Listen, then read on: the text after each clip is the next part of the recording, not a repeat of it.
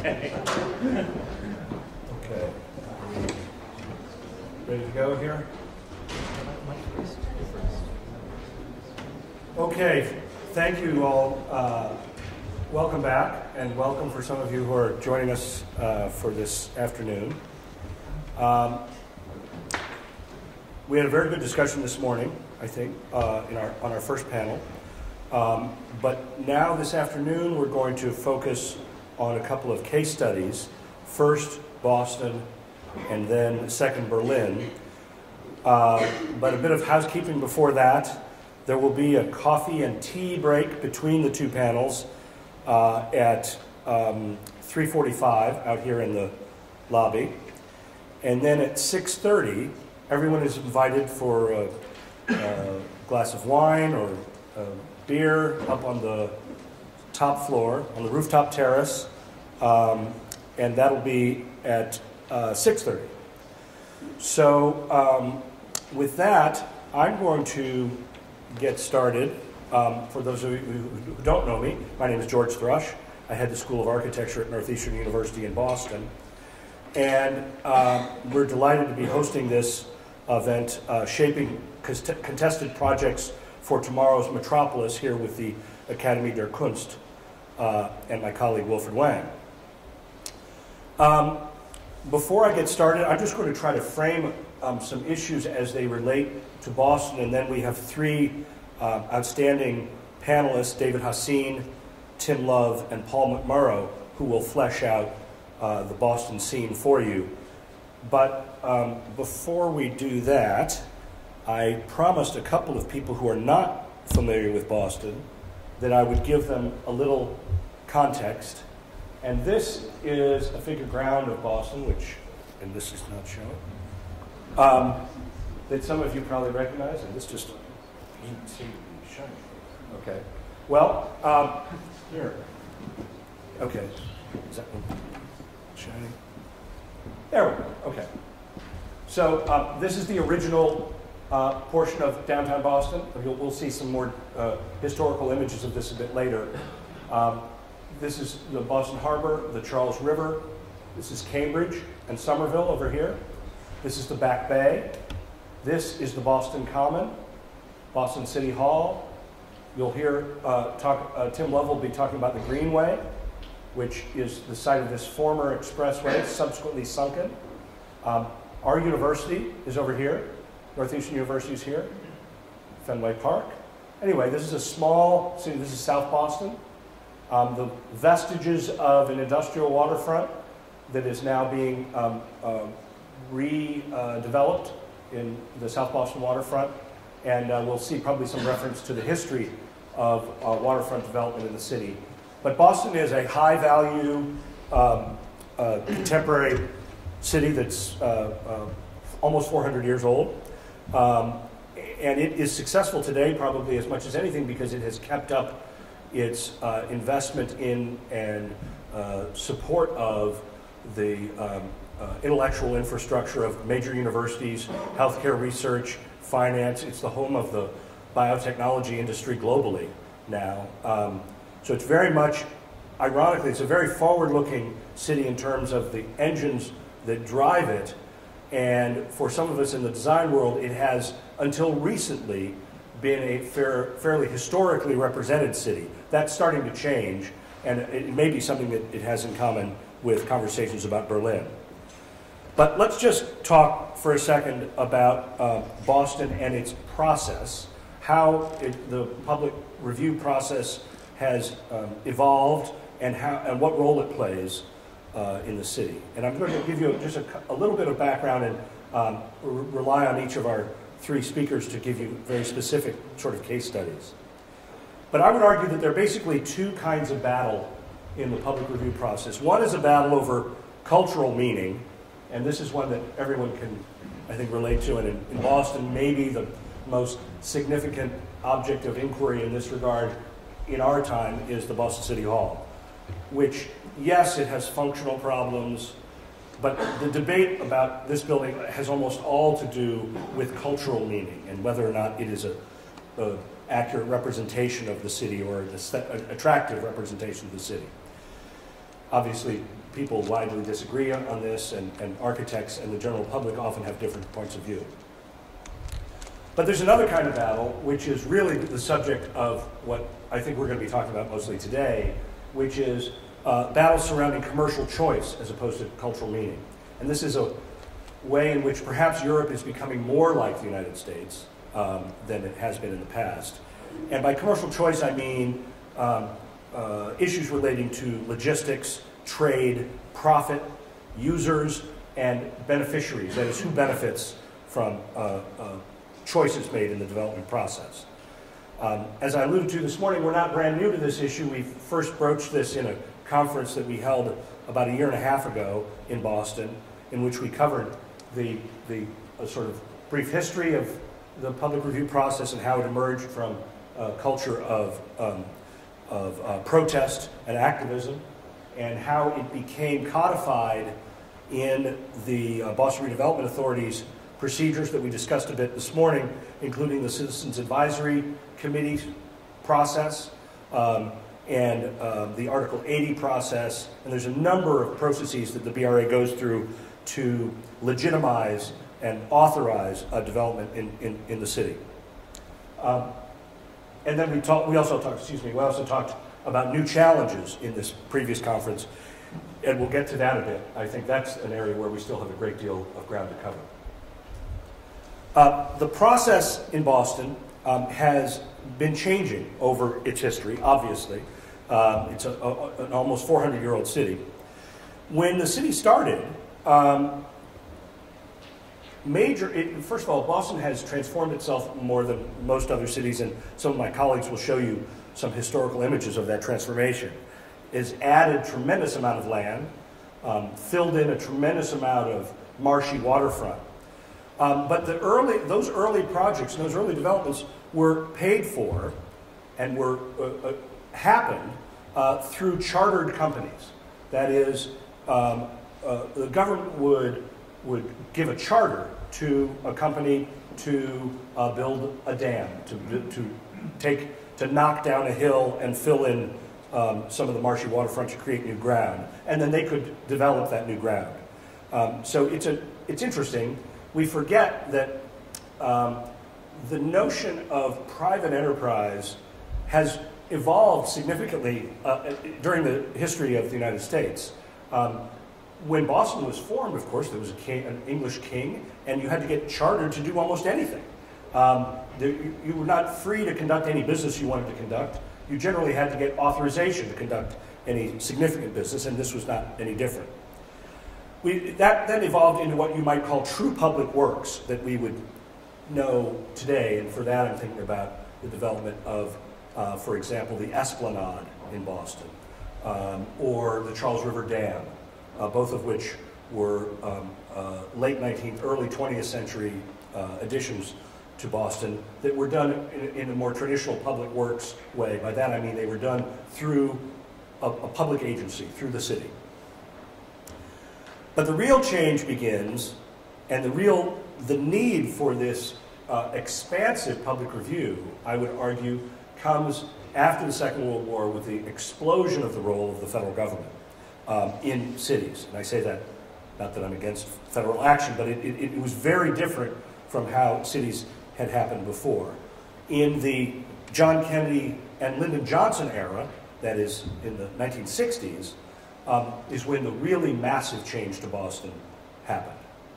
What happened was, simultaneously, there was a move to clear slums, that is to eliminate substandard housing and replace it with presumably healthful public housing, supported enormously by federal money. But even more disruptive for Boston was the introduction also of highways into the city. And this is true for lots of cities. It was particularly transformative. And I say destructive. It was destructive. It was also transformative. So Boston used these urban renewal dollars, federal dollars, to pay for major changes in the city.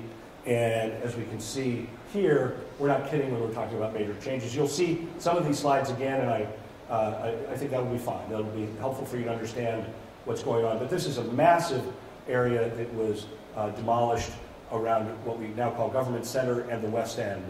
You can see the new Central Artery Highway there on the left. So the new Boston brought a bunch of very good things: confidence, a catalyst for change, and the city had been a very sleepy, mercantile city in the 1950s. We think of Boston as a very forward-looking city today. It was not through the 1950s. It was still the same city it had been in the 19th century, physically. And people felt this really needed to change if it had any hopes of being a successful modern city.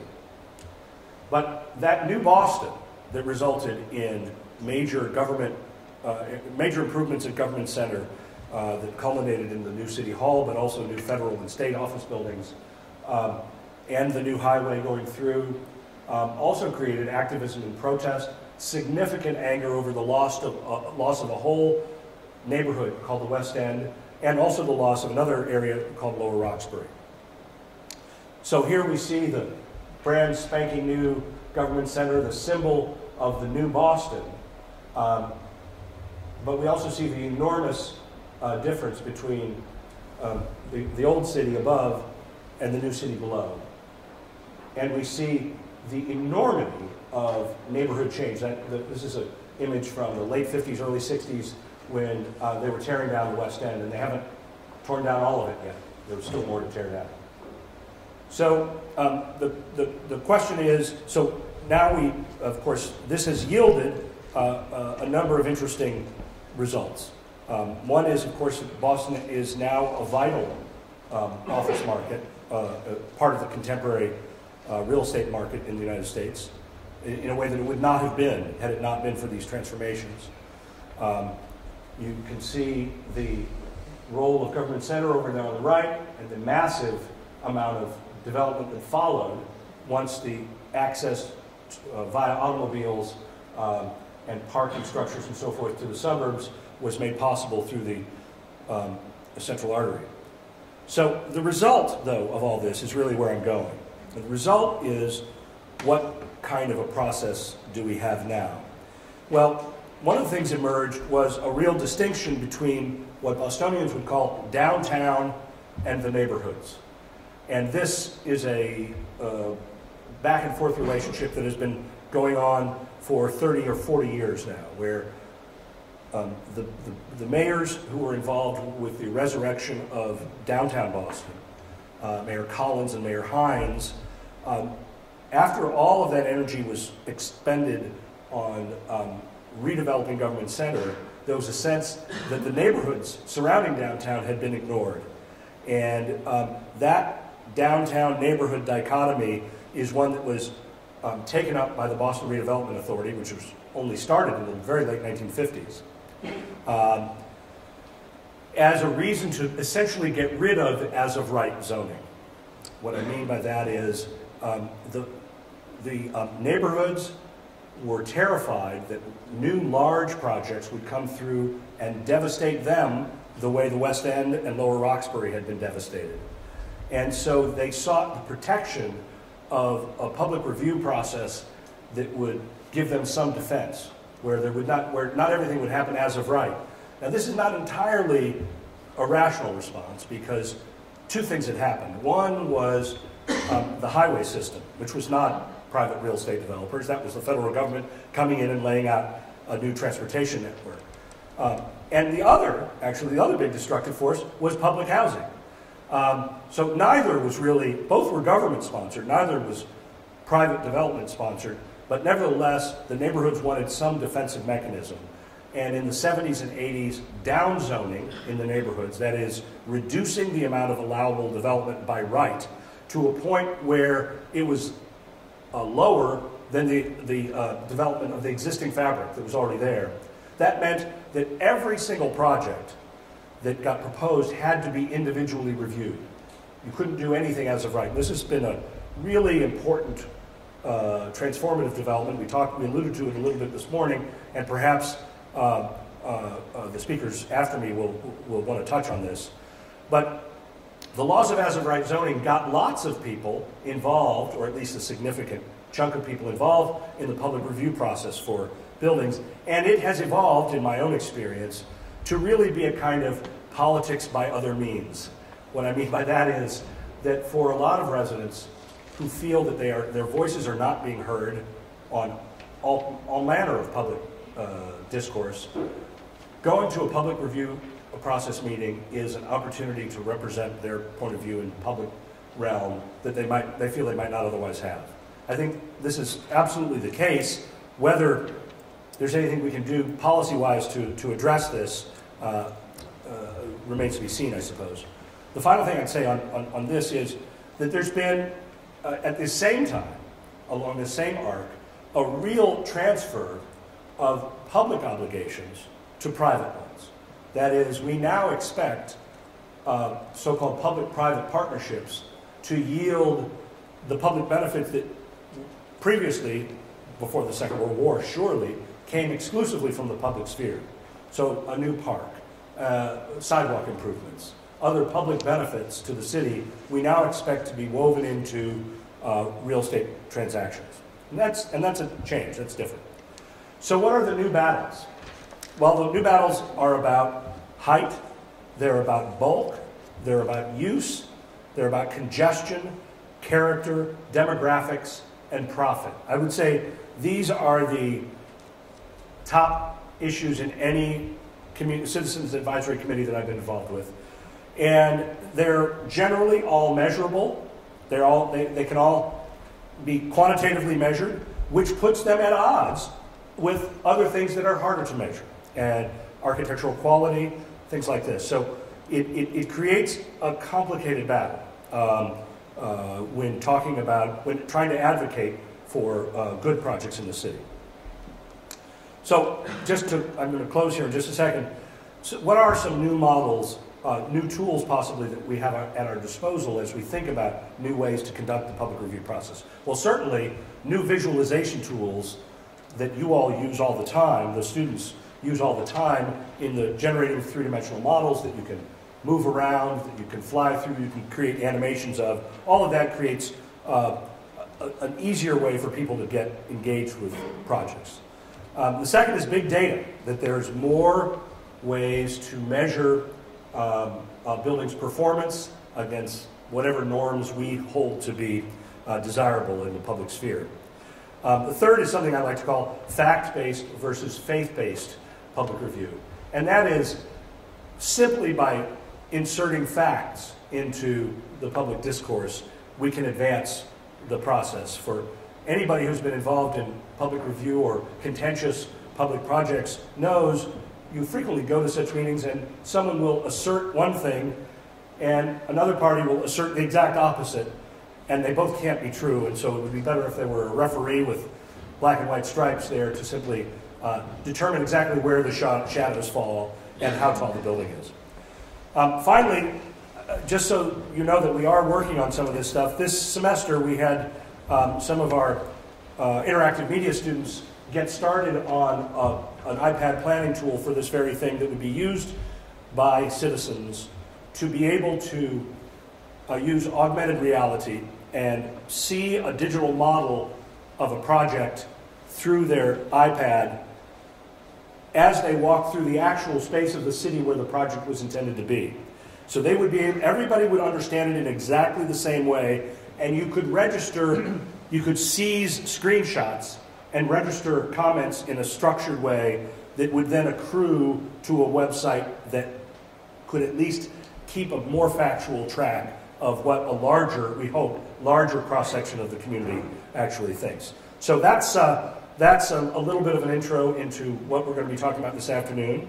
And with that, I think I will invite David Hassin up here to give the next stage. Here, David, let me help you get your thing up. There. Everything is fine. We just go like this. It's like nothing happened. Et voila. Oh, okay. Okay? And your point. Thank you. Okay, thank you. Good afternoon, everybody. My name is David Hassin, and I am a practicing architect in Boston and have participated very heavily in a lot of the public review processes that we're going to be talking about today. George asked me to come today and talk to you about the case study of the South End, which will certainly be a neighborhood that a number of the students here will be familiar with, but may not be as familiar with how it got to be the neighborhood that you understand and know about today. So the history lesson is going to go on just a little bit longer, but the point of this discussion will be ultimately to talk about how a portion of the South End developed very, very rapidly and what were all the various forces that came together to make that possible. So let me start by talking about the South End for those of you from Berlin and elsewhere who don't know about the neighborhood.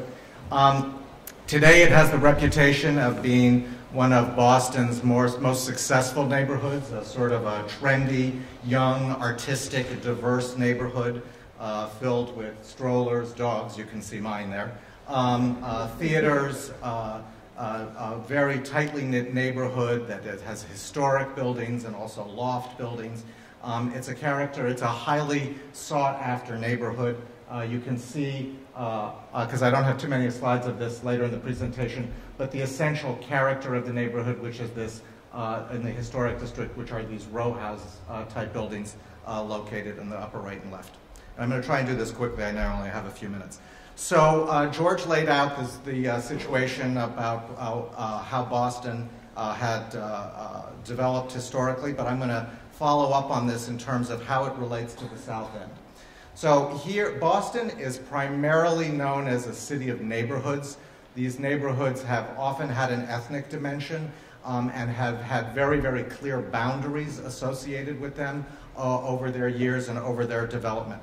The South End, as you can see right now, sits very much in the heart of the city, surrounded by neighborhoods with very distinctive and different character. Just to orient you a little bit, and this is actually an interesting aspect of the discussion that we had this morning, this is an aerial view from the opposite view that George just showed us from the harbor, looking back at downtown with the Back Bay neighborhood to the left and the South End neighborhood off to the right, and this large group of tall buildings, which is known as the High Spine, separating those two neighborhoods. And the development of that is, and why that occurred between these two, I would call heritage neighborhoods, is an interesting story in and of itself, almost by default, over the train tracks. This is now, you've stepped across the High Spine and you are looking down at the South End neighborhood, and you can see the scale and character that it has and how it changes very, very quickly to the high rises of downtown just beyond. And finally, again, looking back at the High Spine and the river with Cambridge beyond, and the fine-grained network of streets that exist in the South End that were actually derived very much on a London model. So let's quickly start at the beginning.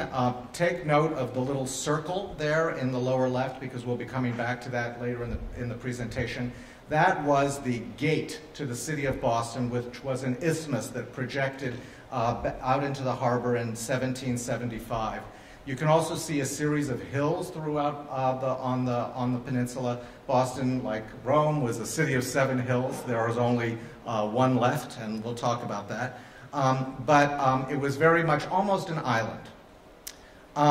The connection of the island to the rest of the city was Washington Street, and this was the traditional trade route from the Long Wharf Harbor that brought goods back into the rest of the country, and was the sort of essential lifeline of the city. This is a view looking down Washington Street from the 1820s. Beyond the neck was mostly a few mansions set in open fields surrounded by gardens and tidal marsh. And you see Boston way in the distance as the city on a hill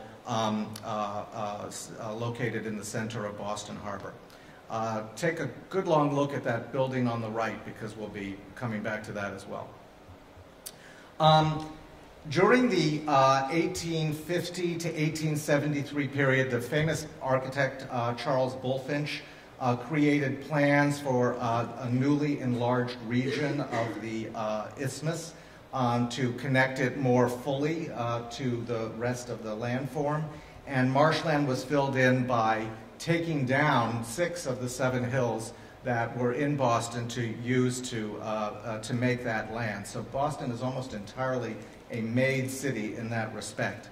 And the neighborhood that evolved in Charles Bulfinch's plan was the South End, adjacent to Washington Street. And it was filled in with very wealthy, fashionable, single-family row houses that had a repetitive pattern, iron railing, small gardens, and so forth. In 1873, there was a financial panic, and we're all familiar with financial panics. They were happening back in 1873 as well.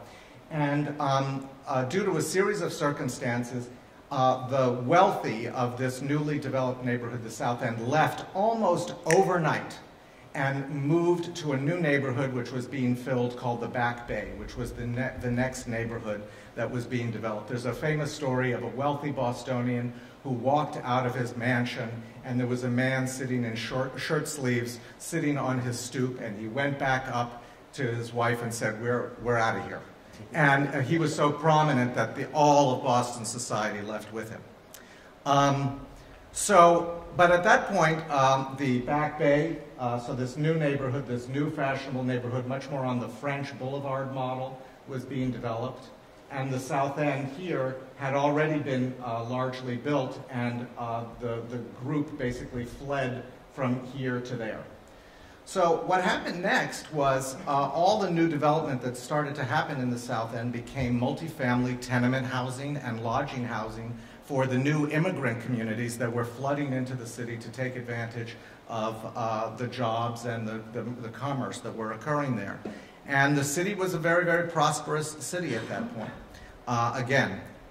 And these are some views in the early 1900s of the South End neighborhood, which more or less looking along Washington Street. You can see it was very, very dense. And South End development moved beyond the development of these mansions, which became row houses, to include commercial, industrial, and institutional buildings.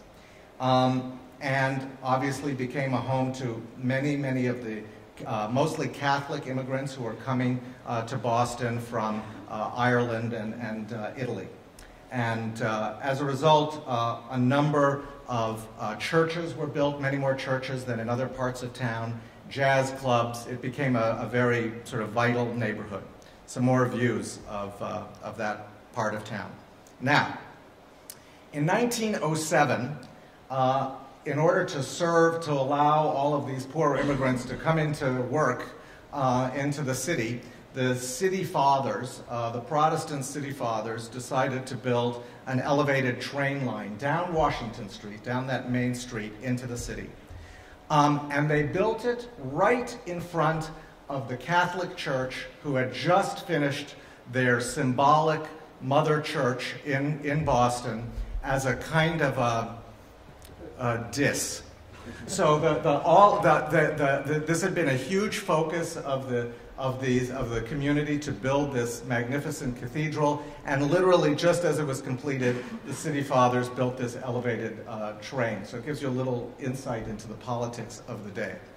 The train became however, over the years, the train became a very, very important lifeline to minority communities, principally in Roxbury and beyond. And to this day, it still is. But it was also accompanied by the fact that Boston, in that period of time, was going through great racial strife, depopulation, and the South End neighborhood, as it grew up around this elevated train tracks, went into serious, serious decline. So serious that at one point in history, the South End had the highest tuberculosis rate in the entire United States. Now, you've seen this slide before, and interestingly, the entire South End neighborhood, row houses, everything, was slated for the same kind of demolition that you saw in the West End. So for those of you who walk around the South End today and think, oh, this entire neighborhood was scheduled to be demolished. Why wasn't it demolished? They actually ran out of federal funding. That was why it didn't happen. So years go by, the neighborhood the train tracks were taken down, the trains were moved actually to a more prominent part of town, and the railway was removed, and so what was left was this wide street surrounded by vacant lots and empty sites. And I, being an urban pioneer at the time, was moving into the neighborhood, and I found some office space in this old mill building that was adjacent to Washington Street. So it actually matters where you choose to live and start an office, students, FYI.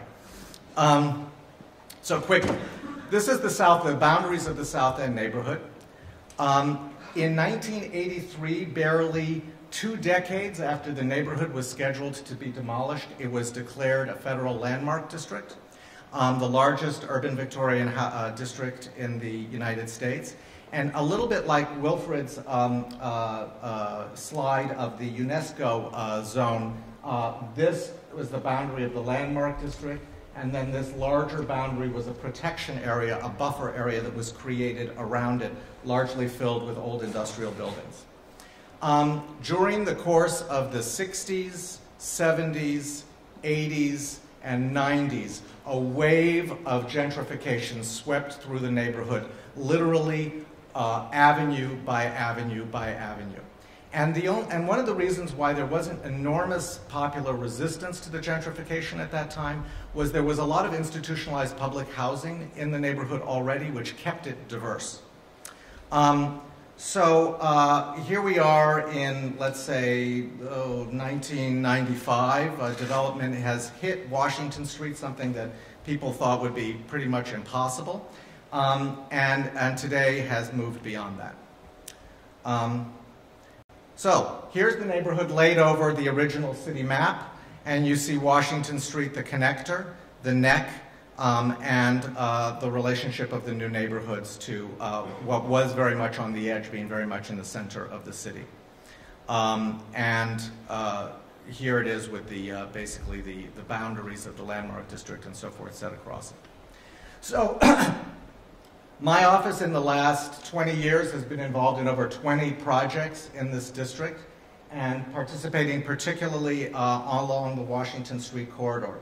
In 1995, literally just as I was moving my office into that building, the mayor, the same mayor that's just now retiring, created a 40-person Washington Street task force, which is a little bit like a citizens advisory committee of its time, to take on the project of revitalizing the street, just as about $50 million of landscaping and sidewalk and so forth improvements were being scheduled for this street at the time.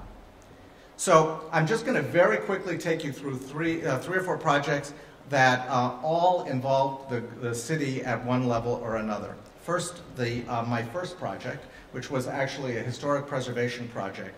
This was the building I was called in to take a look at. I had lived in the South End for some time. I was waiting for this one to be torn down.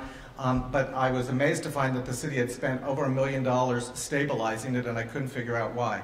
Well, it turns out that that house was that house. And this was actually the oldest surviving building from this 1820s period. And this painting, which we found rolled up at the Athenaeum, which is an old library, was the only evidence that we had of what this building looked like. So based on this, we created a reconstruction of the building and ultimately restored it. And it became a symbol of redevelopment in an otherwise blighted part of the neighborhood. And for me, who was not expecting to be doing historic preservation, it was an interesting first project. Moving excuse me, to the other end of the street, there was a large vacant lot that you see here, which had originally been filled with all those buildings you saw in the earlier slides, which was now an old parking garage and storage for salt, that the city owned, the Boston Redevelopment Authority owned, and we were asked to redevelop this into housing. The developer very intelligently identified the neighborhood as an area that had a connection to arts and artists' housing, and proposed to double the size of the project if 50% of the housing was dedicated to affordable artist housing, which was a first for Boston.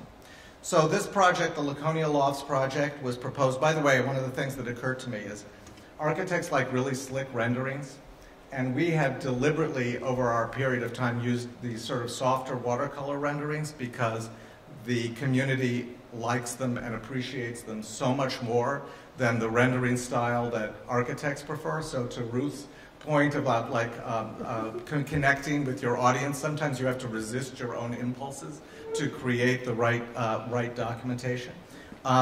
Whoops. I'm not on British Airways, but that's okay. Somebody is. How do I get rid of this? Just click an X. Yeah. There you go. You guys can all remind me. I just got my check-in thing myself. So anyway, this project was actually built. It was the first new construction live-work artist housing built in the United States since 1918 from the ground up, and became a catalyst for the development of an artist housing program in Boston, which has become a model for others around the country, and very typical of the public-private partnership that George was talking about, where the project was actually made larger. The land was actually given in part because of the developer's willingness to make a different kind of a contribution back to the neighborhood. And the units were sold unfinished, and it's become a very vibrant artist community with its own gallery and so forth, which has helped institutionalize the artist community in that part of town. And the building, this is the back of the building, which once faced a lot of vacant land, has now become the center of a pretty thriving gallery district. I'm going to keep moving quickly.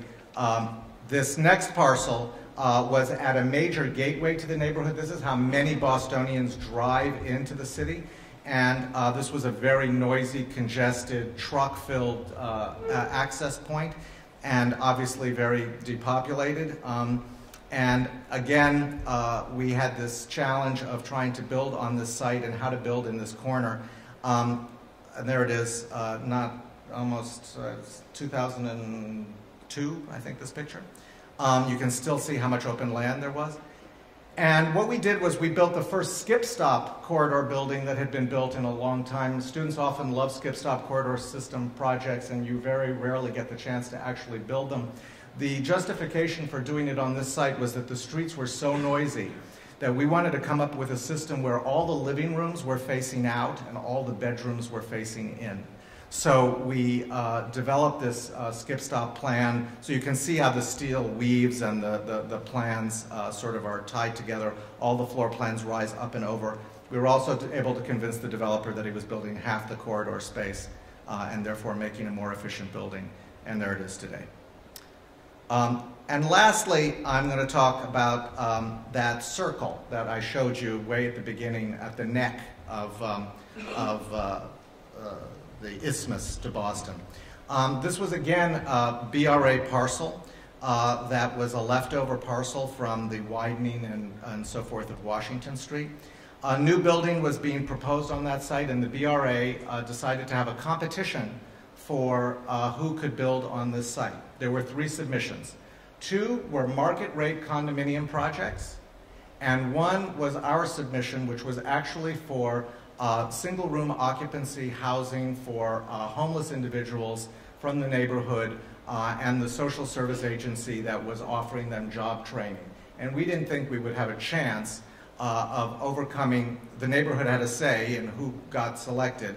And, you know, well, let's see, market-rate condominiums or homeless folks, who's going to win that, that contest? And we decided that maybe we could make a compelling argument about linking our project to the history of the city and to the gateway that that site occupied. And in fact, the building did sit on the old city gate site at the narrowest point of the neck. And our building facade actually echoes the line of the old shore. And amazingly, we were selected. And I really commend my own neighborhood for being able to have the vision to be willing to overlook their self-interest in terms of property values to actually contribute to selecting a civil social services agency. And this is the project. It's called Project Place Gatehouse. It was developed to have market rate retail on the ground floor and classrooms, dining commons, computer classrooms, and so forth on the upper floors, followed by single room occupancies, units on the top. And this is a view of the commons and the bus shelters, which I don't care for. We decided all the condominium projects had their living rooms on the corner, and we decided to make this very, very symbolic sort of public stair at the corner as a representation that this was not condominiums, but this was actually a marker of the traditional entry point into Boston and how it would metaphorically be the same for the people who lived and worked in this building. And in a nice kind of twist of fate, Project Place themselves, rather than it being an extracted situation, offered to clean and take care of the park that was immediately adjacent to it, which has since become probably one of the most vital and used parks in the Boston area. It was marked recently by an artist who put in this installation called Land Wave, which is intended to show how when you're on this site, the water, the Charles River, feels very, very far away. And this is a reminder that the banks of the Charles River actually once came up and lapped at this site, and reinforces our sort of gatehouse image. And that is a quick story about the development of Washington Street. Thank you.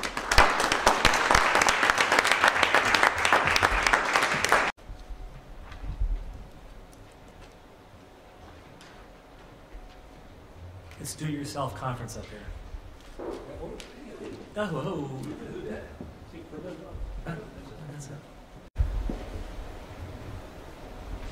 It's working. Hi, I'm Tim Love. I'm a professor at Northeastern and have a 21-person practice called Utile in the city.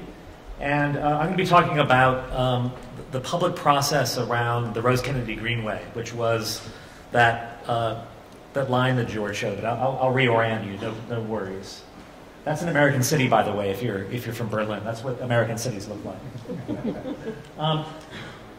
As David and George have both said, is there a pointer up here? No.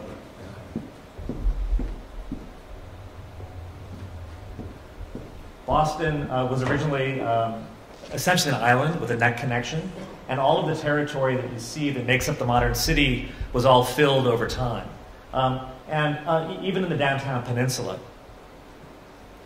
But I think that what makes Boston so different than Berlin is that because of the geographic boundaries of the central city, which is on this little narrow peninsula, it was built up quite densely, mostly in the 19th and 18th centuries, to a point where the fabric looked like this. It's very different than the Berlin block, which has light and air in the middle of it. The ratio of streets to buildings is off the charts here.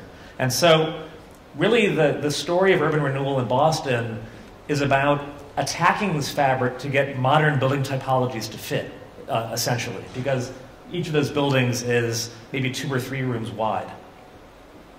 Now, what happens is that, as George, I think, said very well, I don't have to belabor it now, is that with this condition, just after the Second World War, there was no new business forming downtown.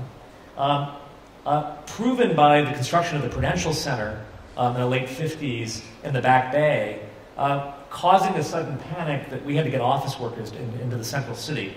And so the solution for that was to build the Central Artery, which is to take the federal highway system and drive it right through the middle of the city.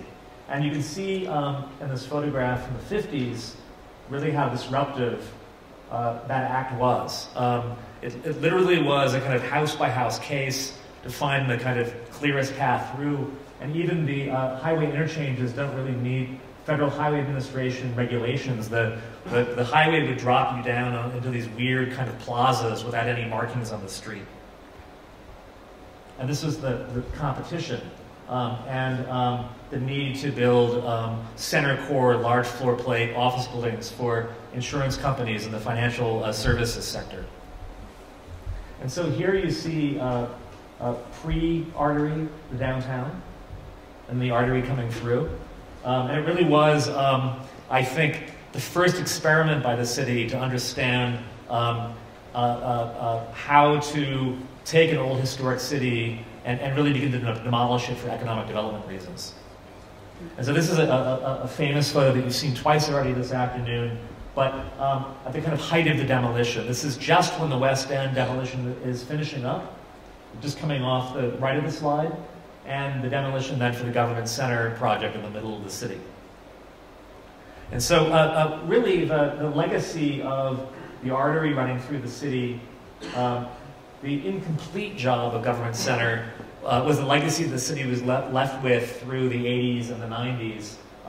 And that's when discussion started about maybe putting the highway underground and recapturing a surface road on top as a way to better reconnect the financial district, which by the 80s, because of Fidelity Investments and other large banks, was beginning to create a high-value area that was cut off by the artery to the waterfront. And so this was the condition in the early 1990s when Boston was booming, but the artery is still coming through the downtown. So it's around the time, and partly because of the power of Massachusetts politicians in Washington, D.C., the Kennedys, and also the congressman from Massachusetts, that a plan was put in place to suppress the artery, to put it below ground, but also to better connect the interstate system to Logan Airport, which is the city's international airport.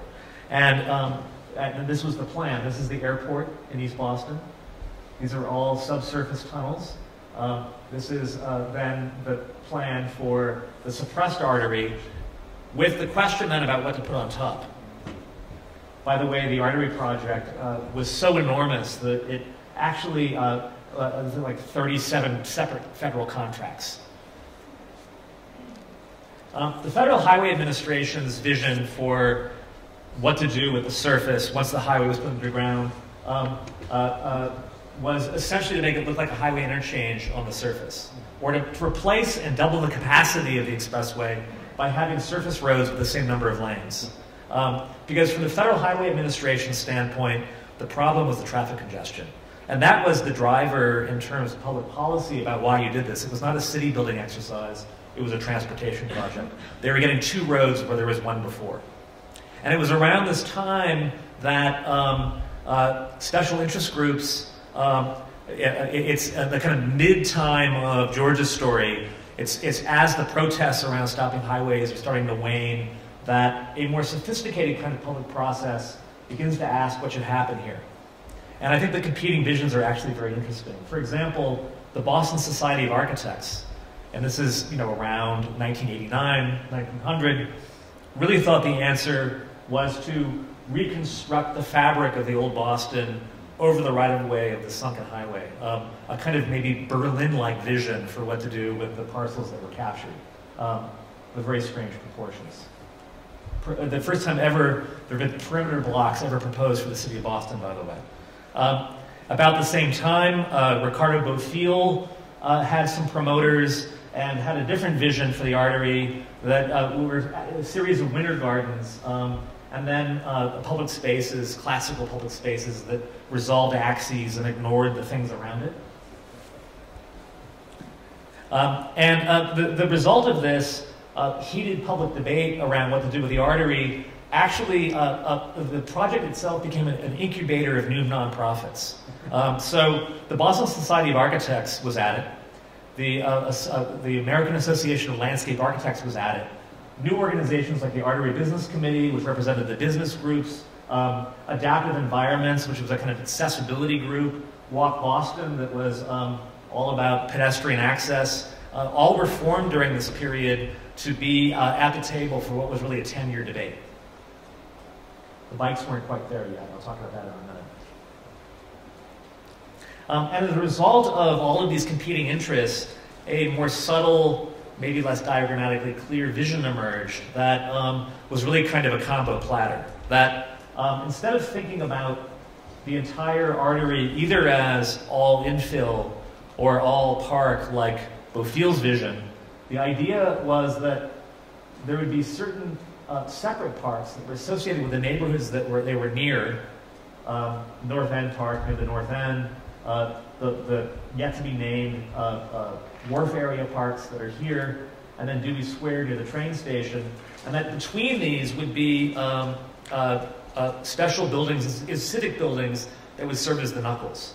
And so the final ratified plan doesn't look like a plan much at all. It looks like an enormous compromise without much clarity, and that's been a little bit the problem of the project since this plan was ratified. It was the famous 2000 plan.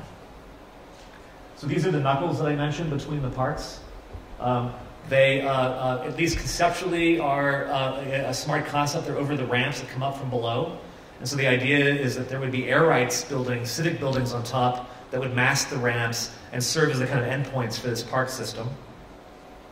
One of them was designed by Daniel Liebenskind, a cultural center. But because of the economics of the ramps, they weren't structured quite enough for taller buildings, and the complexity of building on them, none of these buildings have been penciled out, and they've scrapped any plans to build these civic buildings, at least for this generation. So the ramps are still ramps. The other aspect of the Greenway that's been very interesting to track is the real estate development value created by this new park system. It's a little bit like the story of the High Line in New York. Properties that were created for real estate development either over the air rights of the sunken artery, like these blue masses in the Bullfinch Triangle area, or new value was added to parcels that had very low value when they were next to the raised highway. And so you get conditions like this. This is a shot just before the artery came down of a blank wall of an old mercantile building that was sliced off when the artery came. That suddenly has one of the best dresses in the city. And this is just within the last 2 months, received a new facade to take advantage of the views of the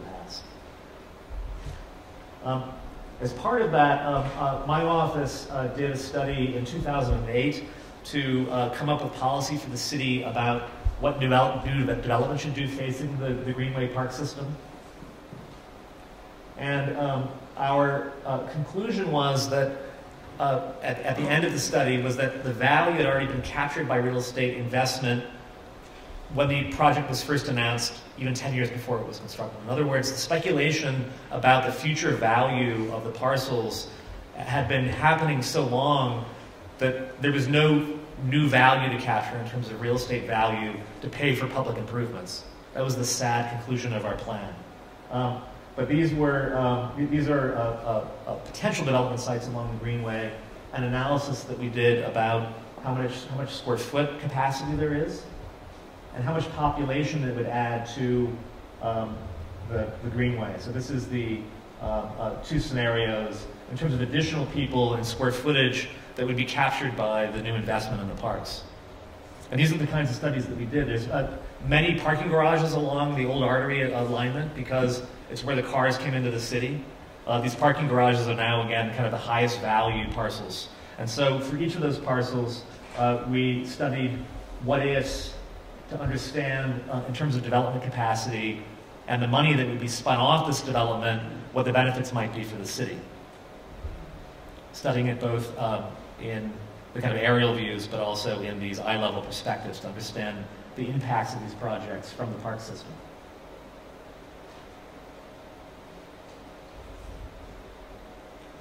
And that resulted then in a set of design guidelines now that the city implemented this policy. So each section of the Greenway has its own laminated one-page set of guidelines in a single place that developers use to come negotiate their projects. Again, it's not zoning. We don't believe in zoning in Boston. But this sets up the expectation roadmap for development projects. I'm now involved with the design of one of those projects, Parcel 9 on the Greenway, which is here. One of the 3 higher impact developments that we analyzed and pointed out during our study 5 years ago. George knows about this. He's involved on the CAC for this. It's good to have friends in regulatory places. And our proposal is to, in one of the most historically sensitive parts of the downtown, to build a new project that you almost don't know is there. It's next to the Blackstone block, which, if you've been to Boston, includes the Union Oyster House and some of the oldest buildings in the city.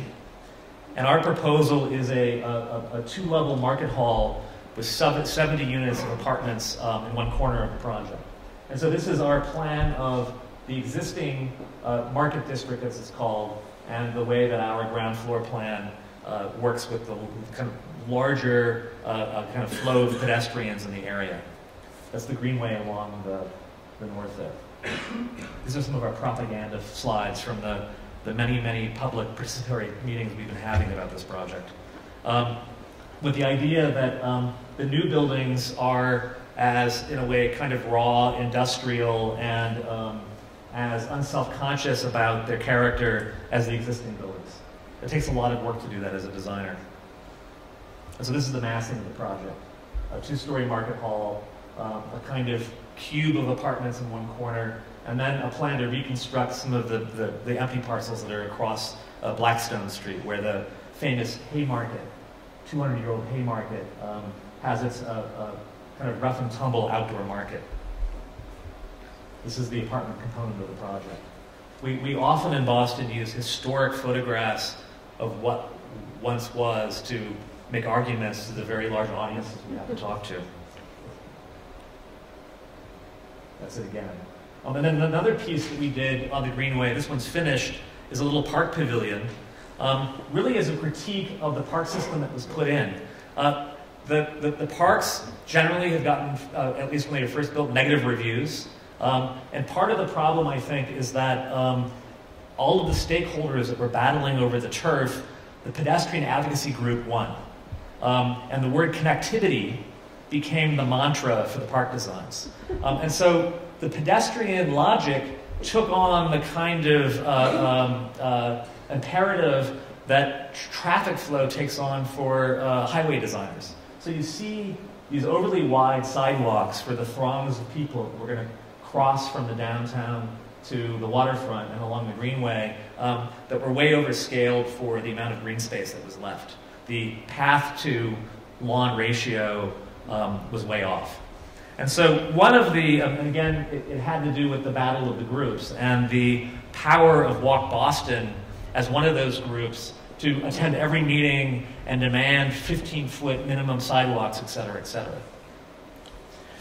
It was always planned as part of the park system to put a series of program pavilions along the park system. And we were hired, I guess in 2009, to design a pavilion for the National Park Service to be the gateway to the Boston Harbor Islands, which are a set of islands just beyond Boston Harbor that serve as a kind of tourist destination by ferry. It's also, from the ferries of the Harbor Islands, one of the best views that you get of the city coming back in from the islands too. So you get the kind of skyline view. So our project, which is really at the end of the day just an open air pavilion, was very much designed to ameliorate the problem of these parks, that there was no programming on them, but the ratio of path to place was deficient. So we used a digital model and animations to understand how the building should be designed as an object that you approached. We were very careful to align its different parts to different gateways. For example, this is the gateway into the Quincy markets. And to use it in a way to capitalize on as many ways to get people to stand on the parcels and look back to the city as possible. These are just a series of perspectives that we did earlier in the process. So I don't have time to talk about it now, but it's two formed concrete roofs that cover two kiosks that the park rangers use to kind of greet people and tourists that come to find out about the islands, but also ask directions in Boston in general.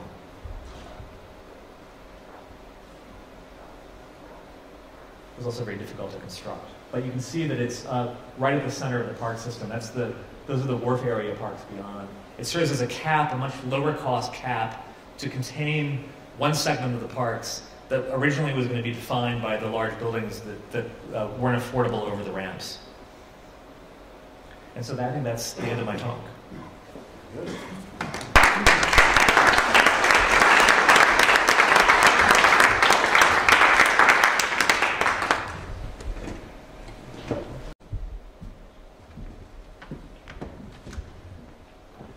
So far, we've been talking about very kind of narrowly oriented City of Boston neighborhood level projects. What I want to do right here is take a step back a bit and talk about Massachusetts from a wider perspective. Talk about the way that we make land use decisions in the state.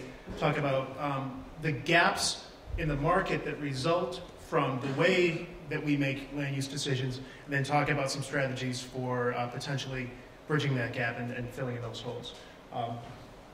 Those of us from Massachusetts have a very high view of ourselves. We think that we are very special, we are very unique, and we are, in this one perspective at least, that in Massachusetts all land use decisions are made at the local level. So what happens in Boston, Boston controls its destiny, Cambridge controls its own destiny, and what happens in Boston and Cambridge has nothing to do with what happens in wealthy suburbs like Newton, what happens in commuter cities like Quincy, or anywhere else in the state. And as a result of concentrating land use decisions at the local level, you have this patchwork of land use that's spread throughout the state. 351 different perspectives on building, 351 different building patterns, none of it that jives together very well. As a result of that, the aggregate is that in Massachusetts, we don't build any housing at all. Half the rate that the national average in the past decade, and worse than that in the 90s. And when we do build housing in Massachusetts, we build the wrong kind in the wrong places. This is a graph showing, in the blue you have non-urban single-family housing permits graphed against urban multifamily units. So we're not building much, and when we do, we are building it in places that sprawl out, consume land that we don't really have. This is a different data visualization of those numbers laid together. What you want to take away from this is the dark numbers, the dark colors at the bottom of the graph are urban multifamily, and everything that's on top of it is everything else. So it's a view of a really inefficient way of using our land, and one that doesn't, from an aggregate perspective, doesn't really get us where we need to go. This is, since the end result of all that is that housing prices over the last housing boom in the nation, in Massachusetts, housing prices rose twice as quickly as they did in the country. This graph doesn't show that. What this shows is that housing prices in Massachusetts are completely disconnected from both GSP, which is the state economic output, and income. The demand side of the equation doesn't drive prices. The supply constraint is what drives prices. And so if you happen to want to have a job in Boston, this is a map that shows unless you are one of these the lucky high earners, you can't afford to live anywhere near your job. The green, the graph on the left here, in the green, if you make 80% of the state median income, that's where you're living, and those are the highways that you're driving in to get to your job. If you're average at 100% median income in Massachusetts, you're completely average, you can't afford to live inside the outside radial belt when all the jobs in the state are concentrated inside this inner radial Route 128. How do we get at this problem? Because we as a state, you can't make the suburbs build new housing that they don't want to do. You don't have that power. They have the land use power. And from a broad public public perspective, making the suburbs build more housing in and of itself isn't a real viable solution, because what you're doing is deepening sprawl, and we should avoid that if we can. One area where there's a potential third way between sprawl, and very costly, very value-intensive urban construction in the city of Boston is in these 11 gateway cities. These are 11 mid-sized post-industrial cities. These are places that were centers of industry and commerce in the late 1800s, early 1900s, but have lost their economic purpose, and they're sort of just adrift in the state economy. They are currently defined by lower than average wages and educational attainment, higher levels of poverty. But the interesting thing about them is that because they were once places and they have the civic infrastructure in place, it's much easier they are crying out for redevelopment. They have the infrastructure that would enable you, with the proper planning, to turn them into places once again. We're going to drill down into two of them today. We're going to talk about Worcester and Lowell. Lowell's up here in the north, Worcester out here to the west. Both former mill towns with strong institutional presences. In Worcester, it's the State Medical School. In Lowell, it's a state university. So there's some public demand and constant demand layered in there. You're not starting from a baseline of zero. And both of these cities at the moment happen to be in the middle of very large, very ambitious, and very complicated urban downtown transformative redevelopment efforts. Those are just the two arrows to kind of orient you at where we are on this map. There's a lot of numbers up here to show to you that I'm not lying when I say that these places are they're in rough shape. But if you want to the number that we should really key on here is the bottom line. The peak to current housing price levels, they fell much further than the state, and they have been on the map ever since. Those numbers are where they've been for the past 4 years. They haven't budged. This is Lowell. The captains of industry that built the country cited all the textile mills along the Merrimack River. They used the river power from the river and from the canals that they built to turn Lowell from this kind of sleepy river town into a center of textile manufacturing. This is the historic downtown. I love these pictures of the old downtowns because you see streetcar tracks, and you see people on the streets, and you see people shopping locally, and this is not what downtown Lowell looks like today. Just to orient you about, give you a sense of how the city was developed. Up top here is the river that supplied the water power that built the city. These large red blocks are all the mill complex, and this right here is the historic downtown core. In the past couple of decades, these mills up top have slowly been redeveloped, some in partnership with the university, some for artist live work housing from artists who were displaced by rising property values in Boston. And so right now you have a downtown that's being supported by sort of half-finished real estate reclamation job. We're going to drill down into this peninsula right here, the Hamilton Canal.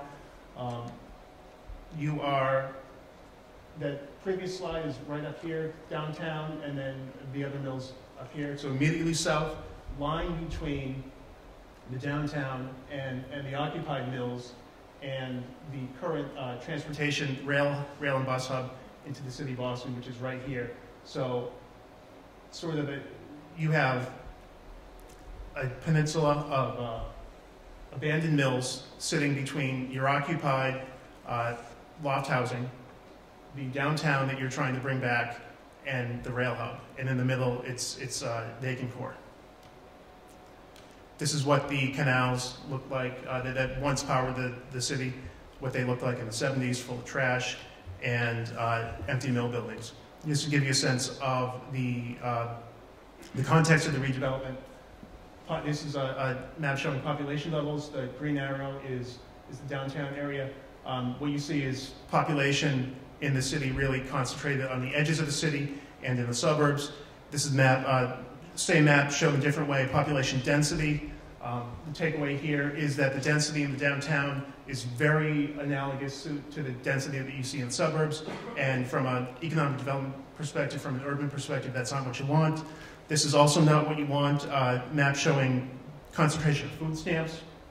The darker the color, the more food stamp recipients there are as a percentage of population, and they're all concentrated downtown. So here's a redevelopment opportunity to take this, which is the peninsula of abandoned mills that we talked about being between the downtown up here and the rail hub down here, to take that and turn it into this, your kind of nice, finely grained, walkable, mixed-use neighborhood.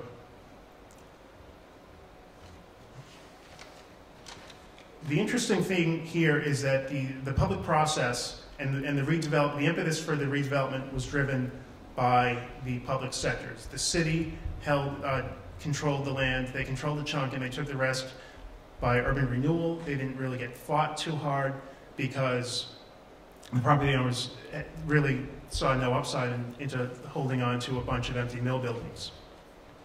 So the city takes it, does a public planning process, public visioning process, asking the residents of the city, what do you want to see happen here? As a result, they designate a developer and come in with a redevelopment play for creating a mixed-use, commercial, residential, highly walkable neighborhood that would put the old mill buildings, put the historic buildings into reuse, and create the population density and the mix of uses that would strengthen and extend the downtown and create the link between the downtown and the transit into Boston. They take this and they codify it into the first form-based zoning code that we have in Massachusetts as a tool for making sure that the outcomes that were discussed and agreed upon during the visioning process in which the developer was awarded, and then the developer spent another year after that talking to the neighborhood, and they put everything down on paper, they put pictures on it, and there's surety on the sides of both the public sector and the private sector. The expectations are that after years of talking, what's down on paper here is what's going to be built. There's comfort in that from the public sector, and there is also the ability by the developer to really pull the trigger on development quickly without having to go out and get re-permitted for something for a project that has already been decided on. The first phase is open right now, 130 live work spaces for artists. If you remember what the buildings looked like before, huge improvement, and really the first step into linking, extending the redevelopment that had happened along the banks of the Merrimack into down south. However, being that we're working in the weak market here, the economics of this development don't really work. So this is basically phase 1A. You see it here in the rendering with a streetcar that has no funding and a commercial building that is still a shell because it has no tenant. We're in Worcester, the other city that we mentioned here, the same thing. Early 20th century, Main Street, streetcars, people on the street, and that is not how Worcester looks today, which is why we're talking about this. If you can sort of imagine, put yourself down the block right here. This is the project site that we're going to be in. This is Worcester Common, and this front street, and perpendicular to that is the image of Main Street that we just saw right there to orient yourself. This is the 19th century atlas, City Hall right here, kind of fine-grained, classic brick urban neighborhood right here. As the downtown empties out and you see population fleeing to the suburbs, the answer to that, as we saw in the West End, as was planned for the South End, is to turn that into this. This actually did get built. It's basically a mall super block with a huge empty parking garage tacked onto the bottom. City train station is right here, cut off by tracks and a wide empty road. You have a half-used arena This is the Common and City Hall that we looked at before, and this is Main Street right here.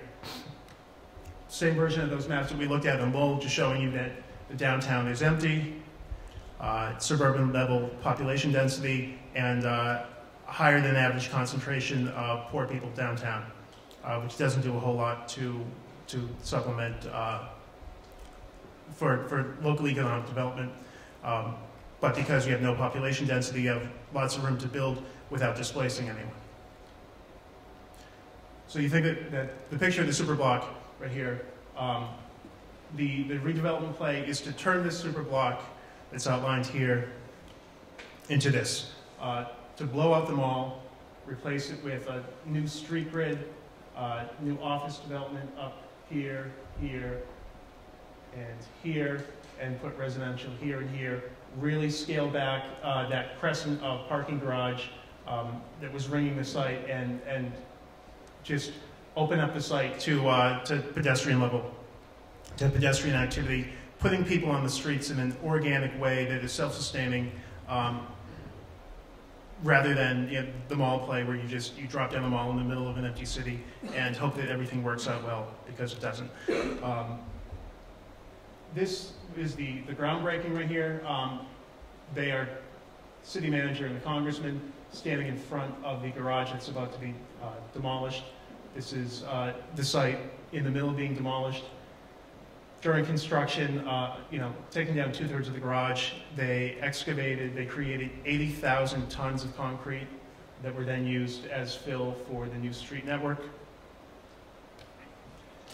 But the job is only half done here, and I think this is going to get into some of the policy that we're going to talk about at the table here. In the middle of planning, after the planning had been done, but before ground was broken, the market crashes in 2008. The money that the equity partner who had been behind this exciting vision of bringing pedestrian activity, new urbanism to a struggling city, that the upside play suddenly turns into a huge liability. Their development partner, the developer was forced to exit the project by the money that was their money partner. The local insurance company that sort of anchors the city comes in as the angel equity and has been pushing along the project so far. They got the second insurance company in the city to sign an above market lease, which enables the first office building in the project to open, but they're basically stuck in first again. This is a chart dreamed up by the research folks I work with. Basically shows for both commercial and residential, you're facing market gaps of between 20 to 50% on a square foot basis. And so what you have here, you have willing municipalities, you have good solid plans, you have good outcomes. But because of the way that we finance these types of plans, currently they're only viable at the typically top of the market, and that's where we are. Fantastic.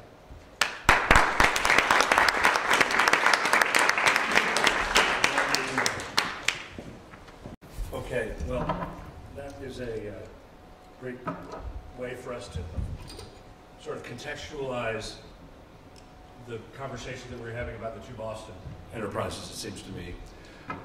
What Paul was talking about how this public-private partnership approach, which is the fundamental assumption, underlying assumption of public review in Boston, doesn't work everywhere. And that it really is dependent on there being what one might call surplus value to be redistributed as part of the public approvals process. If a community needs public good to happen, we have both a public sector and private sector examples here, I guess, in the sense of the Greenway. David, maybe you can tell us a little bit something about how on Washington Street in the South End, Was it just a happy coincidence that there were $50 million worth of street improvements that happened to coincide with the revisioning of Washington Street? No, Wilfred and I were talking earlier about Bilbao and the fact that the success of Bilbao had to do with a lot of the confluence of a lot of investments and forces coming together that with the right uses at the right time and so forth, and that's not a easily replicable model.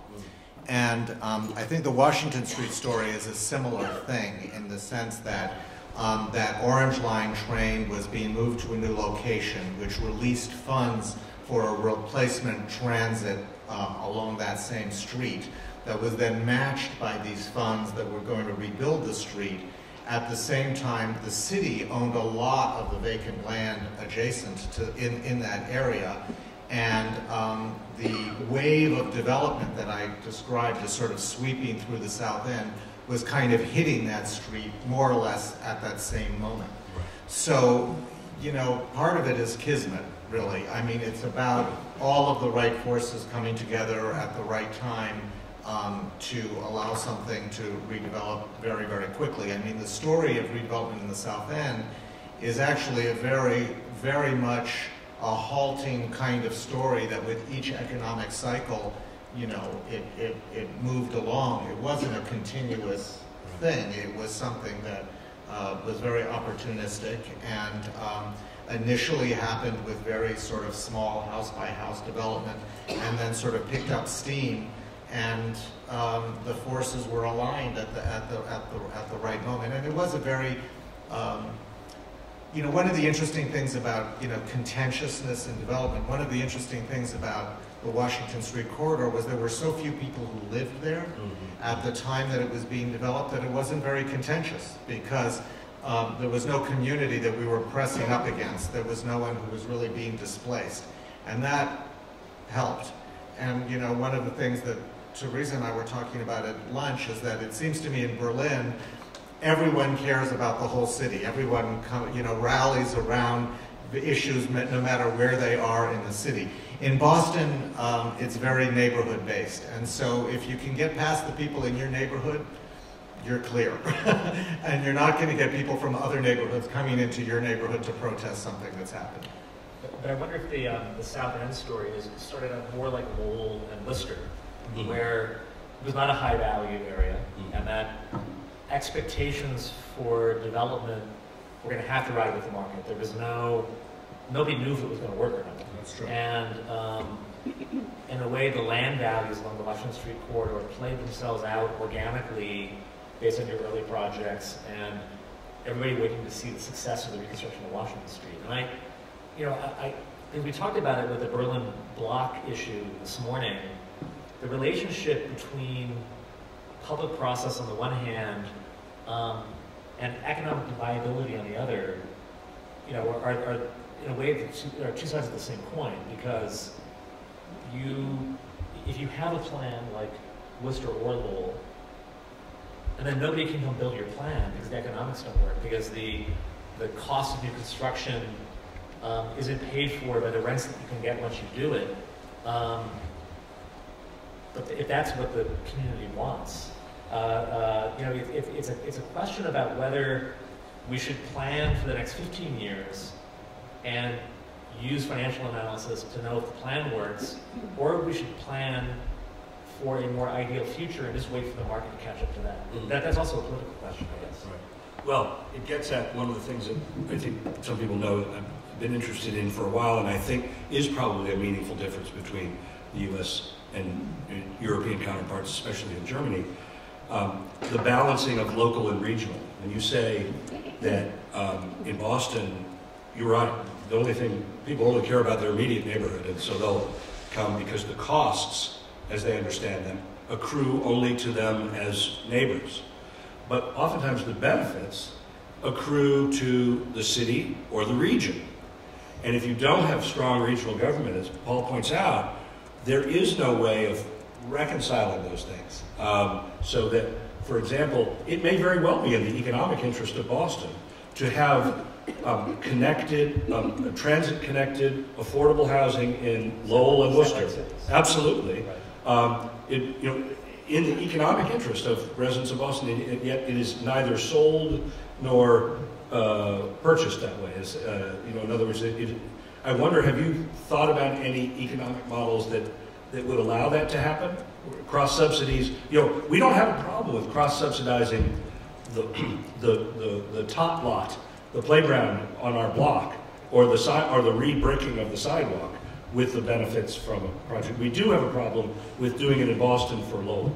Yeah, and even more than that, I think we subsidize things, but we're not in these second cities. We're not subsidizing the right things, but each subsidy has its own very entrenched constituency. We talked about entrenched constituencies.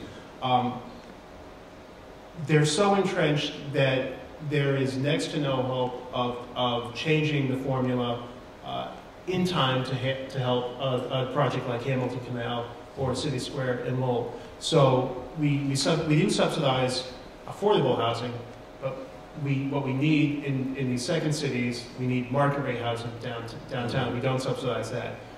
We subsidize historic preservation, but we don't do it fully, and we do it in a very disjointed way that makes it tough for developers to count on that money. And we don't touch commercial at all. And if you're looking for a mixed-use neighborhood where you subsidize the wrong kind of housing, you don't subsidize any commercial, that math doesn't add up. Well, I wonder, Tim, you on the Greenway actually occupied both roles. You did a public project in the pavilion, but then you did a very detailed sort of market study around the Greenway's edge, and I was surprised to hear you say that almost all of the value created by the Greenway had already been accounted for. So there was no peace dividend. There was no. The other part of the problem is we talked about it a little bit this morning, but the good side of soft zoning is that there's a negotiated process. The bad side, I guess, in terms of this argument of soft zoning, is there's no bonus to give away in exchange for doing good, because everything's negotiated anyway. So the city's vision at the beginning of our Greenway process was that we were going to prove that these parcel owners had recently gained value, and that the city was going to give them a right to build more if they would give a certain percentage of that subsidy within the development back to improve the parts that weren't very good. That was the basic equation. And the truth is, talking to the development community, because they were the stakeholders too, is that they weren't buying it because they were going to come negotiate to get the density they wanted anyway. So there was no, in a place like New York, zoning bonuses matter. And so whether they're used for good things or discredited things like plazas back in the 70s, there's real currency of development value. It has real value around the High Line. The upzoning against the things that you do as part of that deal has been quite successful financially. Yeah, but you can't in a soft zoning negotiated city. There's no value to extract except for the value that was already been extracted by negotiation anyway. It's probably worth it for those who are not U.S. folks in the audience that why are we talking about this so much? It's because tax increment financing, or some variation thereof, which is what this really is one of the only tools for urban development available in market-driven cities if the city isn't going to do it themselves. What that means is that when you improve some part of the city, that this is what happened in Paris 100+ years ago, is a massive tax increment financing enterprise by Baron Haussmann that said, how are we going to pay for all these new boulevards? Well, the additional tax revenue from all these new structures along them are going to raise marginal revenue for the city, so we'll be able to pay the bonds. If soft zoning doesn't allow that kind of increment, it's a real problem. You're really hamstrung in a private market situation. Not to get into policy weeds, but it works very well in Boston when it's boom time. because developers have to pay literally development fees. If you are going to build a big project in the city, some call it extortion, but you have to write a check to be allowed to negotiate to build a project of some kind. It makes me think about something else, though, in the South End, which is sometimes the city is willing to spend money, but it's very interesting because when I showed you those maps of the city sort of developing avenue by avenue, I'm pretty sure that you could look at the streets, the city's replacement of sidewalks and street lighting at the same time, and it would follow exactly the same pattern.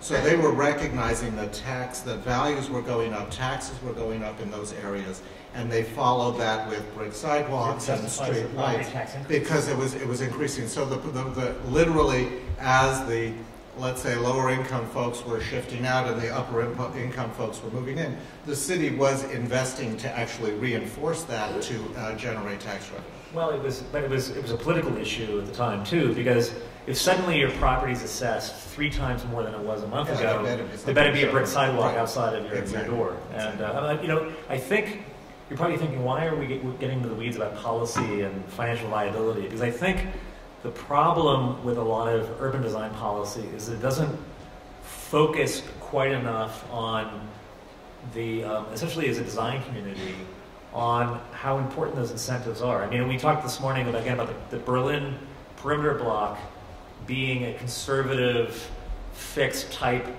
to solve, the infill problem for the last 10, 15 years, near here. But the market's probably like it was completely predictable. I'm sure the value of land was very stable in central Berlin for 15 years as a result of that. Well, knowable. Actually, knowable was probably going up, but it was predictable. That's what you right. How do you do that? I mean, we're usually working in situations where you have a kind of tabula rasa, right, where we have these huge swaths of territory in Berlin where you can master plan. As you say, they're usually soft. There's a little bit of wiggle room in these things. But both your projects, you seem to be working in places it's quite piecemeal. I mean, when you're fitting the city, they're usually not wide tracts of master planned areas. So then, going back to this issue of viability or financing these things, how do you, for me it would be very interesting to know, we were talking about earlier, so office space or housing, what are those typologies that seem to have to be extremely unique based on the conditions that you find yourself working in. So I see images of volumes. David and I are working on a project now for the Convention Center Authority to basically put a whole new urban district in at the scale of the development that your new tower is in. And I think the answer partly is that when master planning is actually happening, which is a design act about parcel sizes, streets, the balance of streets as a cost taxed by, paid for by the development itself. I think, as Wilfred said earlier today, I think the answer is a typological question around the building types themselves, because whether it's a perimeter block residential building or a point load residential building or a skinny, offloaded core office building or a fatter central core office building, those decisions are the fundamental ones that drive the parcel sizes that then drive the street network. And I think that the problem with master planning for the last 25 years is it's been building type neutral, and therefore the default is the, at least in the US, the 1 acre flexible parcel that a REIT from anywhere in the world can come and populate with the dumbest possible building types. And so I think, and that's also then a clear path to understanding questions about financing and viability too. So to me, George knows this, the answer is our building types. Well, let me sort of piggyback on that a little bit, because actually one interesting aspect of the success of the Washington Street Corridor and why it developed so quickly was Boston up to 1990 didn't really have a really wide variety of housing options. And in fact, the row house option was so pervasive across the city that if you wanted to live in a different kind of a building, there weren't a lot of choices. And the South End in particular, the US is a car culture, In the South, parking was a very difficult thing to do. If you were an older person, you know, every building had stairs. So a lot of people were driven out of the city just by those issues, those plain and simple issues. Suddenly, the Washington Street corridor gets developed, and these buildings are developed with underground parking and elevators, and loft-style housing, which up to that point had not existed in Boston. And so it was the representation of a way to continue to live in the city, but in a different way than what the other options were available. And I honestly believe that it's these intangible things like the availability of underground parking, elevators, and so forth that really fueled this. And you can't do that again and again and again, but at that particular moment in time, those elements were actually really critical. By the way, the funny picture of my dog is also not insignificant, because I've noticed a lot of dogs in Germany. If you wanted to live in the city with a pet, there was actually no city-sanctioned dog park anywhere in the city. We built the first dog park in the city, and can I tell you that it was a 5% factor in the population of the area around that neighborhood, because suddenly everyone wanted to be there. So there were all these other factors that had nothing to do with architecture and had more to do with lifestyle. But you know, it's also true that it seems to me, as an observer of the South End process, not a participant, we'll get you there.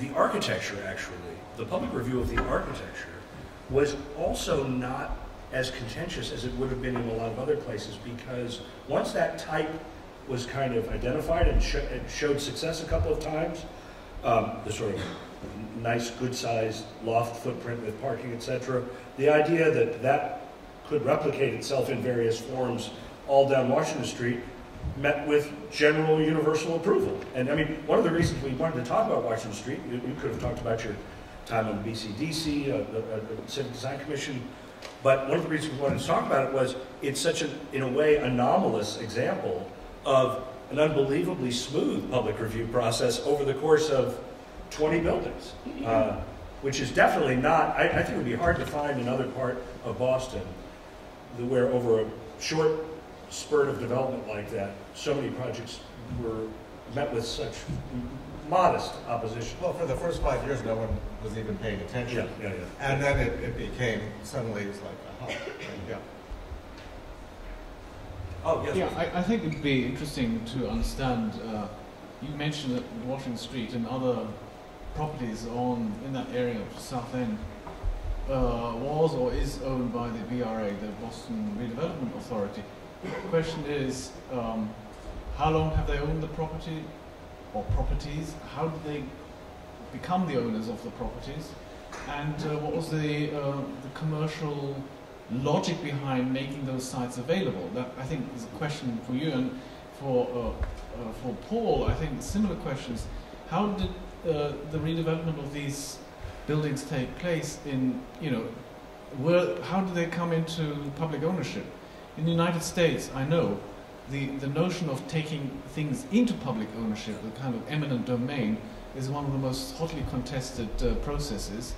And yet, if you say something comes into the public ownership, how do you assess the commercial value? If you've held a property that's been vacant for 25 years, how do you assess that commercial value? You make a value decision as to making it available at $0. Well, it could be political pressure in the neighborhood too. I mean, but yeah. Well, so in Washington Street, a lot of the land was seized by eminent domain during the 60s. During urban renewal, and some of them were really had delinquent tax paying and all that kind of stuff. What's interesting is the BRA uses the funds from the disposal of their properties to actually subsidize their own operations. So they have none of this happens by accident. And so, for example, the Laconia Lofts project, which was really the first large project that was built in that area, the developer got it almost for zero, because the BRA was making a calculation. We're going to give this to him for zero. Once this thing gets built, all of the other properties that we own all around it will be worth much more, and then we'll be able to sell them to the next group of developers. It was smart. And that's basically what happened. But it won't even work at zero, right? No, it won't. And you know, the question about why does the city take this property? If you are the owner of a mill building that is burned out and has been abandoned for years, and suddenly the city wants to pay you something, pay you for it, anything for it, you're replacing, you're swapping a liability for cash in your pocket. That's a deal that you're going to make. But it's you know, interesting the politics of when these publicly owned parcels are released. It's really fraught. George in his presentation mentioned Lower Roxbury, land that was cleared for a highway that ended up never being built. The remainder parcels for that are just being put out to bid now. After 50 years after the land was cleared, they are just being permitted for redevelopment now. It's maybe because they're just worth something. Yeah. That is the answer. Because the investment being made in Dudley Square is now making that play. You know, it is a. You know, I think as we need to wrap this panel up at some point soon. But the point about our getting to planning issues so quickly when we are ostensibly talking about public participation and design is not an accident. It seems to me they're very much two sides of the same coin. Planning, whether done in a prescriptive mapping kind of way, or simply as the articulation of a series of performance objectives, is one side, and public review, actually in its best way, would be the obverse of that. It would simply be the public checking on the performance and evaluating from their perspective how a given project is meeting the agreed upon expectations. The problem, one of the many problems with the contemporary public review process is I get to come to the public meeting, whether I'm angry about the reuse of an airport or whatever, and I get to base my opposition or support on whatever I want. I don't know if that's how it works here. That's how it works in Boston. And it's really kind of, if I could say, hilarious. You know, you go to these meetings and it's like people have a different definition of what the color red is or what the number 8 is. And so when there is no agreement on any of those original intentions, it's awfully hard to get agreement on whether or not they're being met. But I guess, you know, I wonder if it's really the job of the professional community to better galvanize that, actually, because this came up a little bit this morning, which is that the public process is a forum that allows people to voice their opinion. I'm less sure that better technology or I think the value of the public process is not better channeling what people are saying, but giving the advocates of a project much more airtime to actually explain themselves, to keep them honest. And it's back to the comment that Wilfred made this morning that for the pavilion, we had 38 public meetings for a little 800 square foot enclosed double kiosk thing, 38 meetings. And I had to tell stories about the design logic of that little building a lot of times. And you have to be fairly persuasive, you know, when you get up in front of about this size, you know, and you have to say, we're doing this because of this, we're doing that because of that. And when you get to the 38th time you're doing that, you have to also believe in the project yourself, and you have to keep being interested in the project. It's a much more complex project because of the public process than it would have been if we had no public meetings. Right. It results in a kind of mannerism when you present a project that much. Well, you know, actually, so this is for the students in the audience. So students, I really think that even though we have this process of crits and reviews where you present your project and you respond, I genuinely believe, and anybody who's ever had me as a teacher knows, that I do not believe that students themselves are well trained to present their own work. The body language, the way that you meet a community group, the way that you talk about what your ideas are, what it means to the user to experience your building in one way or another. And I think that, you know, as a profession, we do ourselves a great disservice by not putting more emphasis on that, because, you know, you may present your project twice during the course of a semester. You know, you present it to your critic at a desk crit, but you may present it at a midterm review and then at a final review. And, you know, quite honestly, how often have you been really that happy with how you presented your project? Well, here's Tim talking about presenting his project 38 times, that small pavilion. I have certainly done the same.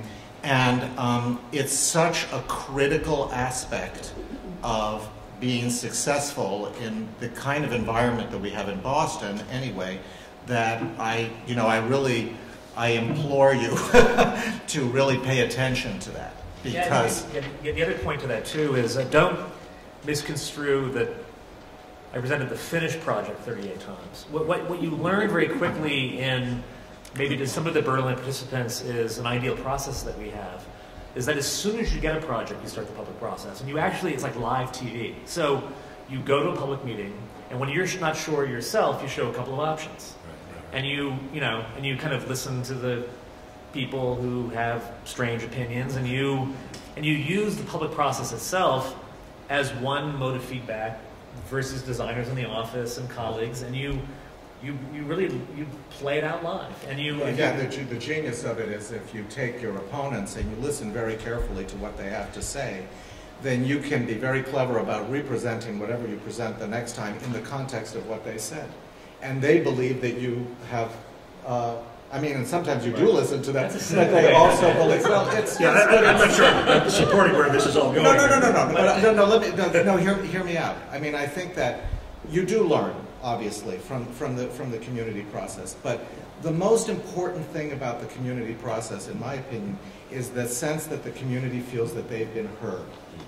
And sometimes it's not even that they've been that you agree with them or that you're actually following their directive, but that you have genuinely listened to what they have to say and that you have taken that into full account.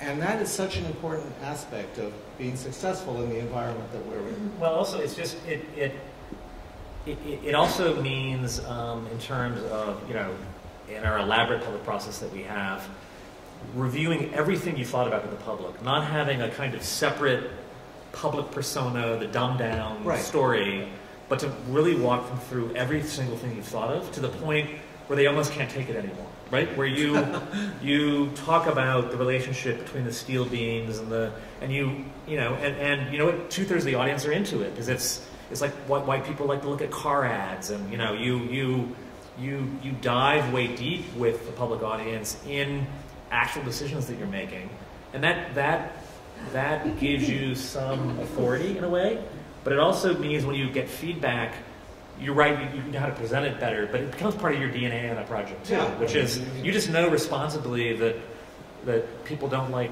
you know, sharp things, and you're like, I don't know. And you know, on that sharp things note, before anyone gets hurt, I think we'll call this one to an end, and we'll invite people out to have some coffee between panels. Thank you very much.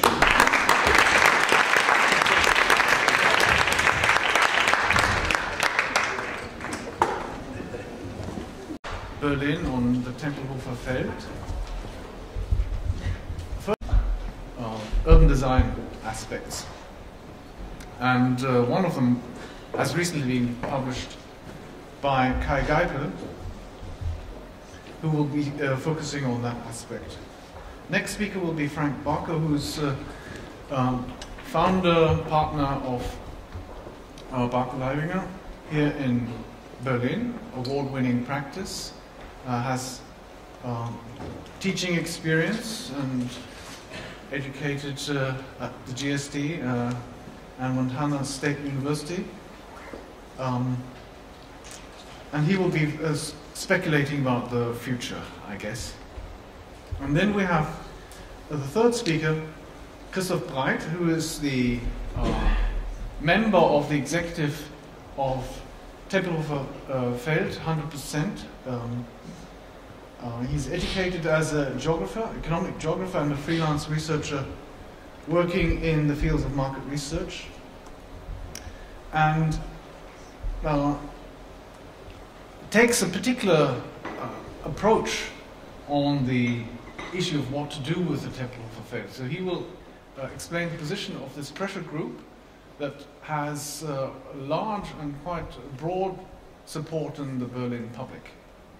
So those are the three presenters, and the reason why we've decided to focus on the Tempelhofer Feld is because there are so many open wounds, as it were, so many possible contested projects in Berlin, we wouldn't know where to start, in a way.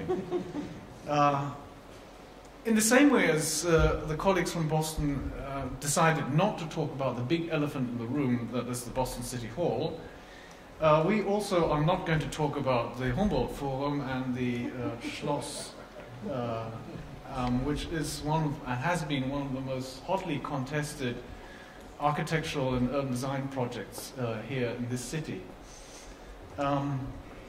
It was, in a way, steamrolled through Parliament, and it turns out that actually it has very little support in the Berlin public. A recent public opinion poll has shown. We're also not going to talk about Marx Engels Forum, which is the space in between the Schloss and the next contested area, which is the Alexanderplatz.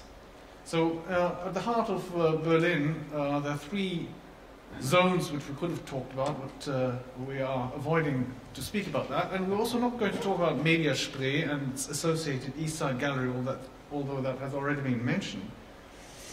And further, we're not going to talk about the Hauptbahnhof, Europa City, Humboldt-Hafen area,